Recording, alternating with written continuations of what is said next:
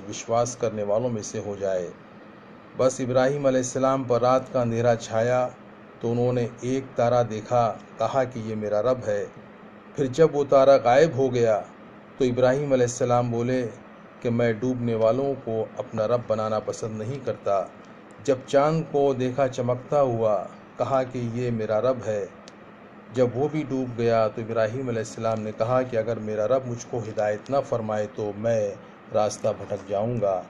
फिर उसके बाद जब सूरज को जगमगाता हुआ देखा तो कहा कि ये मेरा रब है, ये तो खूब बड़ा है। मगर जब वो भी डूब गया तो इब्राहीम अलैहिस्सलाम ने कहा कि ऐ मेरी कौम के लोग, तुम अल्लाह को छोड़कर जिसकी बंदगी और इबादत करते हो, मैं उनसे अलग हूँ और मैंने अपना चेहरा उस अल्लाह की तरफ कर लिया है जिसने आसमानों और ज़मीन को पैदा किया, और मैं शिर्क करने वालों में से नहीं हूँ।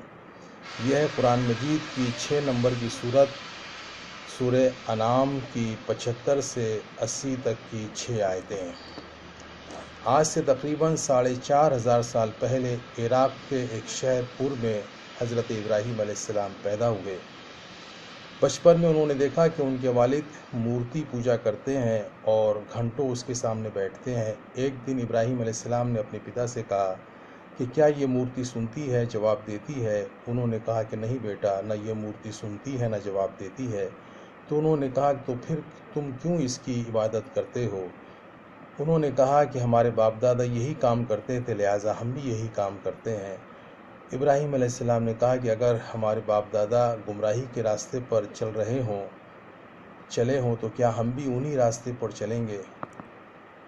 इब्राहीम अलैहिस्सलाम ने अपने बाप को और अपनी कौम को नसीहत की और आखिर में पत्थर की जो मूर्तियां हैं उनको तोड़ करके ये भी बता दिया कि इनकी कोई हकीकत नहीं है।